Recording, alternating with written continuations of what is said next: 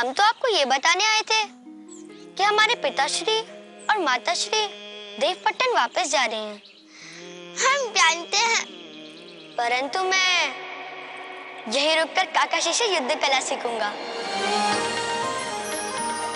सच?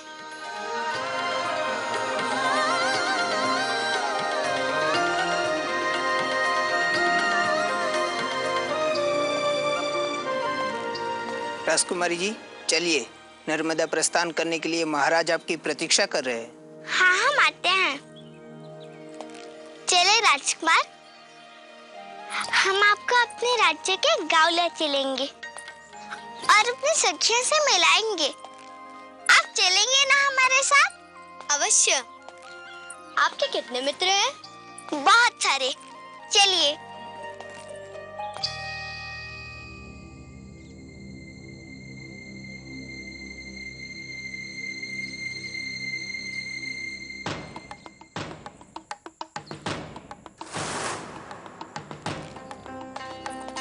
क्या बात है लोमा, तुम बार बार इधर उधर क्या देख रही हो? बिरजू, जब भैरव ने कहा था कि त्रिपुर सुंदरी के महंत रुद्रभद्र से मुझे आशीर्वाद मिलेगा, तब से मुझे ऐसा लगता है कि कोई मेरा पीछा कर रहा है। तनकरिया गांव से चल के यहाँ तक आ गए, मुझे तो कोई नहीं दिखा। लोमा, भय को अपने मन से निकाल दो। शीघ्र चलो बिरजू, हमें नर्मदा नदी में स्नान कर कर वापस भी लौटना है। तुम इतना घबरा क्यों रही हो लोमा? मैं तुम्हारे साथ हूँ। बिरजू, जब से गौरी देवदासी बनी है, मुझे बहुत भय लगता है, क्योंकि महंत रुद्रभद्र कुंवारी कन्याओं को देवदासी बनाकर उन पर अत्याचार करता है। शुभ, अत्यंत शुभ समाचार सुनाया भैरव। अब हमारा सपना शीघ्र ही पूरा होगा।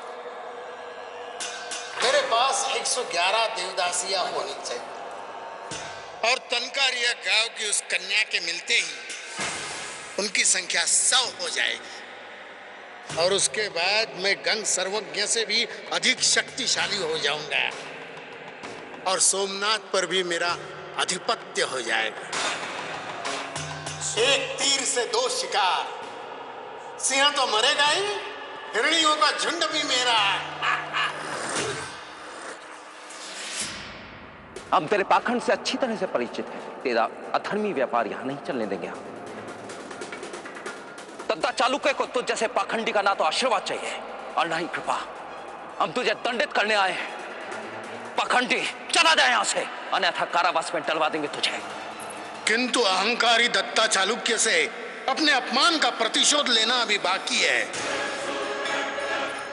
वो मेरे चरणों में गिरकर अपने अस्तित्व की भीख मांगेगा, तब उसे पता चलेगा देवी त्रिपुर सुंदरी के परम भक्त महंत रुद्रभद्र की उपेक्षा करने वाला कितना मूर्ख है। इस बार भरूच में मेरा पड़ाव आनंदमयी होगा।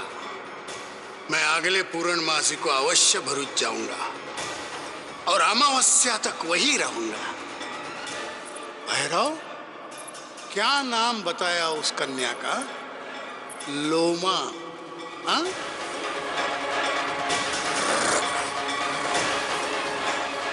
लोमा। लोमा, भयभीत ना हो। जब तक मैं हूं, तब तक किसी का साहस नहीं है कि कोई तुम्हें दृष्टि उठा के देख भी सके।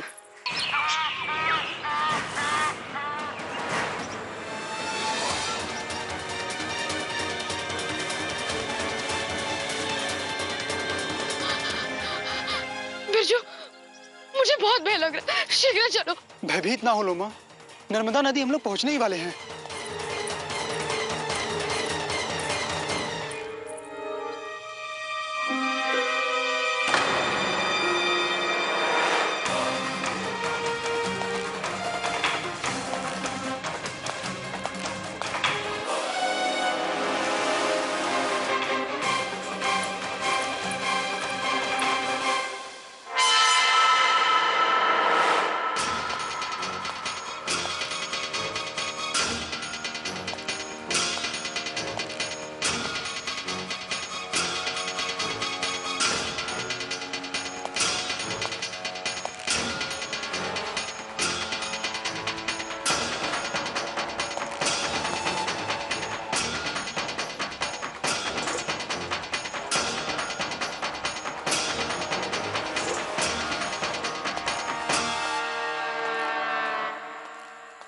लोमा, तुम बिना कारण चिंतित हो रही हो। तुम्हारे काका तनकरिया गांव के पंच हैं। समझने की चेष्टा करो। यह भी तो हो सकता है कि भैरव उनसे कोई कार्य हो। नहीं बिरजू, भैरव भविष्य मेरे ही बारे में उनसे बातचीत करने आया है। यदि ऐसा है तो भी तुम्हें चिंतित होने की कोई आवश्यकता नहीं है। भरूच के महाराजा दद्दा चालुक्य और महारानी गायत्री अपनी प्रजा से बहुत स्नेह करते हैं। वो अपनी प्रजा को संतान की तरह मानते हैं। हम उनसे गुहार लगाएंगे। और ये भी तो सोचो, तुम्हारी छोटी बहन चपला की प्रिय सखी राजकुमारी शोभा भी तो है। राजकुमारी महाराज से कहेंगी तो महाराज अवश्य हमारी रक्षा करेंगे। चलो।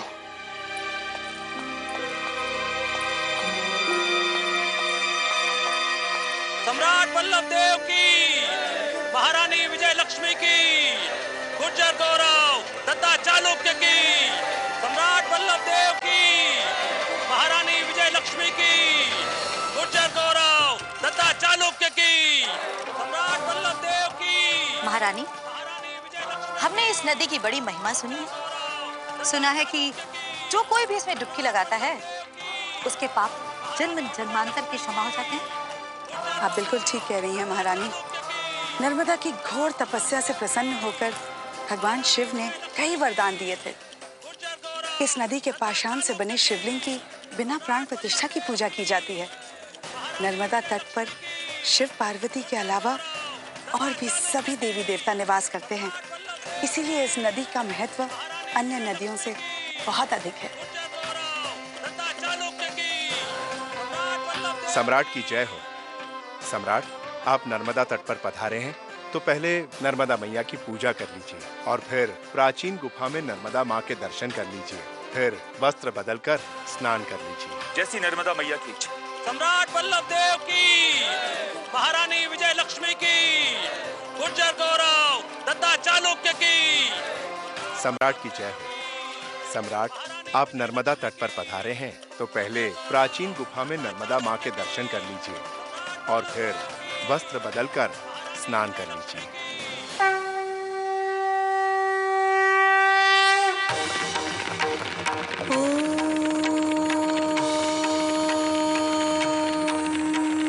सर्वमंगल मांगल्ये शिवे सर्वार्थ साधिके शरण्ये त्र्यंबके गौरी नारायणी नमोस्तुते।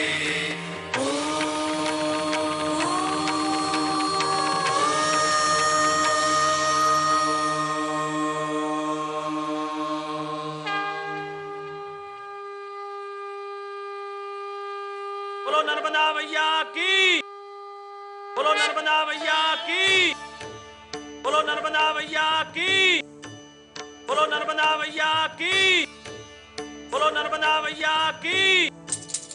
अलख निरंजन।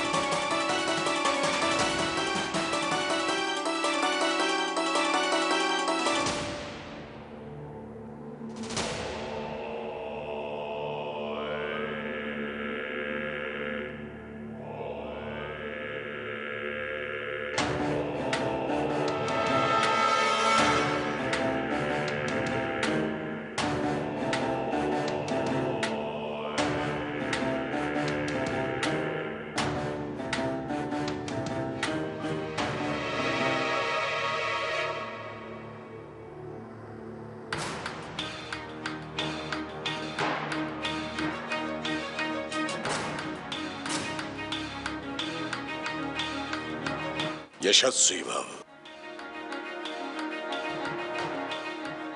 कल्याण हो, सौभाग्यवती भव।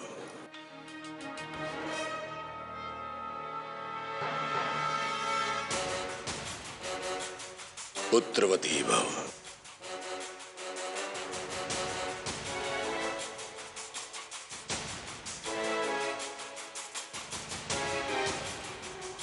अनर्थ।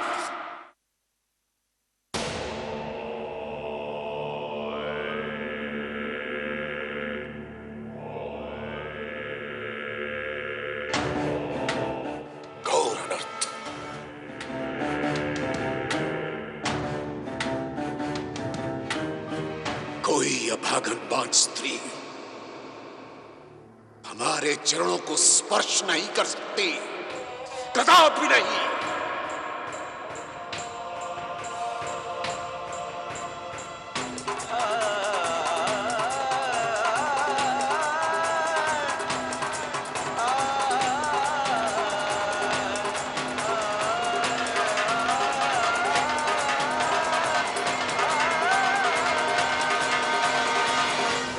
अनिष्ट होगा इसके हाथों, विनाश होगा इसके हाथों, विनाश होगा, सर्वनाश होगा, सर्वनाश। बस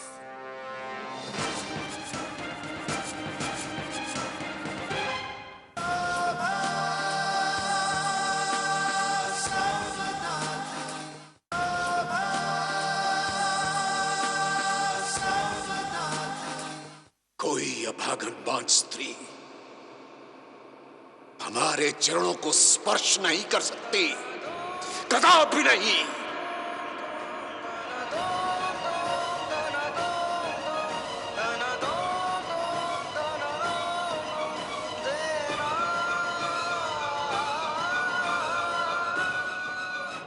पापा, आपके सत्कार में हमसे कोई भूल हो गई क्या? औगर बाबा, कृपया इन्हें क्षमा कीजिए। हमारी महारानी गायत्री ये नहीं जानती कि कोई भी बांझ स्त्री किसी ऋषि या औगर महल के चरण स्पर्श नहीं कर सकती।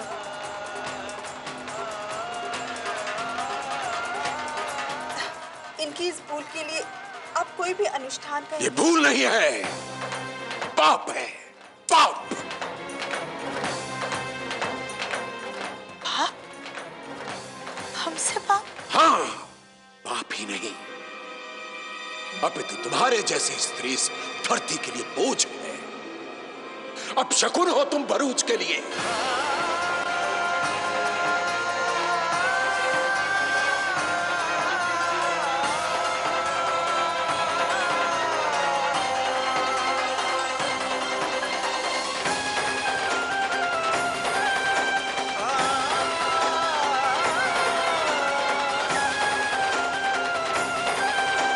अभिशाप हो तुम भरूच पर, अभिशाप। क्या कह रहे हैं पापा? जब तक तेरी शापित छाया इस राजमहल पर पड़ती रहेगी, इस राज्य का कल्याण नहीं होगा, नहीं होगा कल्याण।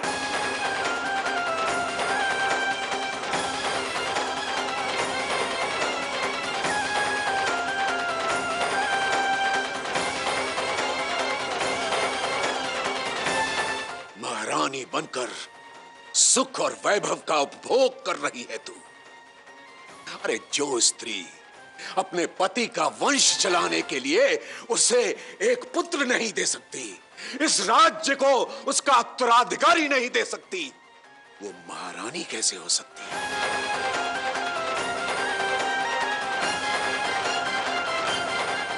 महारानी कहलाने का कोई अधिकार नहीं है।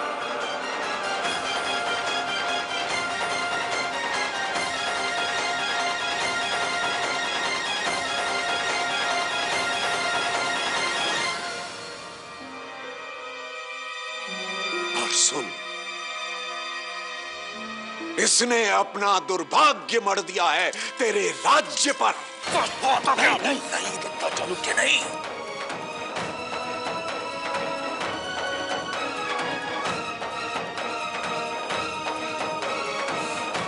स्वयं को वश में रखिए। इस समय आप एक पति नहीं, भरूच के नरेश हैं। देखिए, चारों ओर खड़ी अपनी प्रजा को देखिए, कितनी श्रद्धा और भक्ति भाव से इस औगड़ बाबा को देख रही है।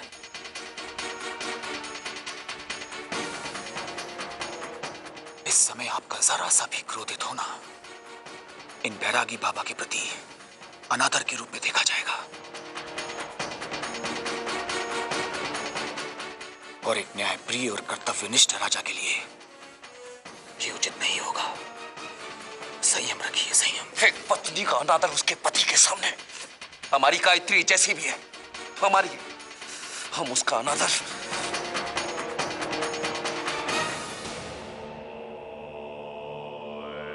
सत्य से अपना मुंह मत मोड़ दद्दा चालुक्य, इसे स्वीकार करो। और यदि मेरे कथन में लेश मात्र भी संदेह है तो सिद्ध करो, करो सिद्ध।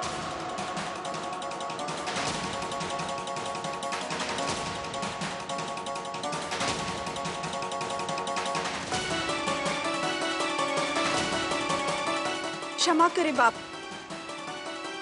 हमारे देवर्षि के मुख से उत्तेजना में आपके विरुद्ध कुछ अपशब्द निकल गए। उनका मतलब आपको अपमानित करने से नहीं था। इसे तो मैं क्षमा कर दूंगा, परंतु इसे तो काल भी क्षमा नहीं करेगा। भरूच का अनिष्ट होगा इसके हाथों, विनाश होगा इसके हाथों, विनाश होगा, सर्वनाश होगा, सर्वनाश।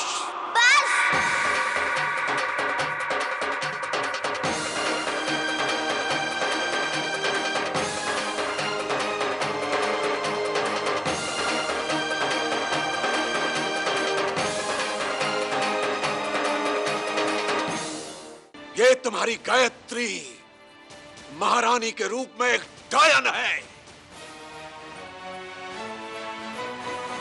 खा जाएगी तेरे राज्य को।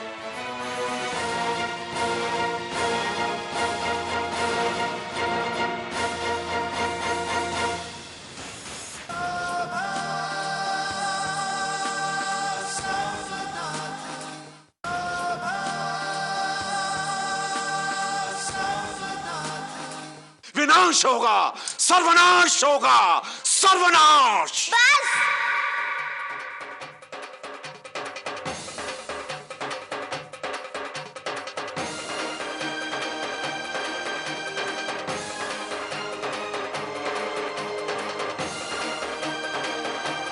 कृपा कर अभी कुछ ना चाहिए हमारी रानी बा को।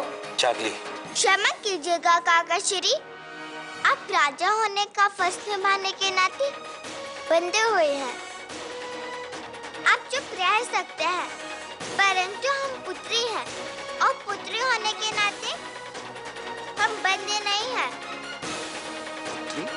हाँ, हम इनकी पुत्री हैं।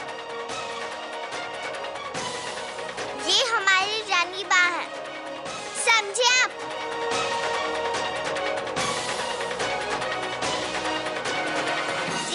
भगवान कृष्ण को जन्म दिया था, परंतु वो माँ यशोदा मैया को ही बुलाते थे। रानी बा हमारी बा है, उन्होंने हमें अपनी सगी बा से भी ज्यादा स्नेह दिया है।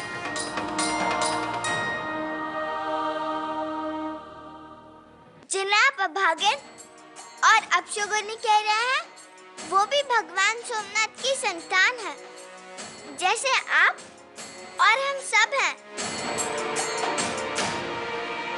ईशावास्योपनिषद में कहा है, ओम पूर्णमदे पूर्णमिदं पूर्णमादाय, अर्थात हम सभी उसी एक पूर्ण से जन्मे हैं और उसी पूर्ण से पूर्ण हैं।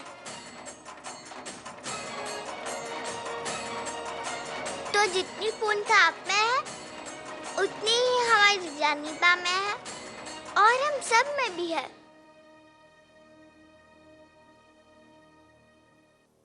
तो फिर हमारी रानी बा अभागन और अपशगुनी कैसे हो सकती है? ये धृष्ट लड़की अपने अनर्गल तर्कों से सत्य को झुठलाने का निरर्थक प्रयास कर रही है। अरे ये मुझ जैसे ज्ञानी को उपदेश दे रही है।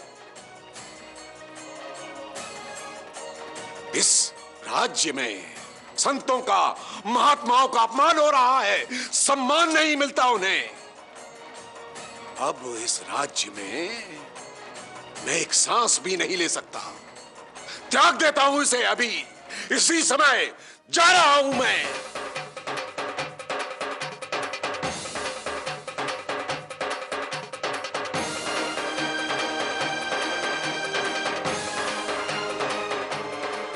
जाते जाते एक चेतावनी देकर जा रहा हूं भरूच नरेश। ये तुम्हारी गायत्री महारानी के रूप में एक डायन है। खा जाएगी तेरे राज्य को।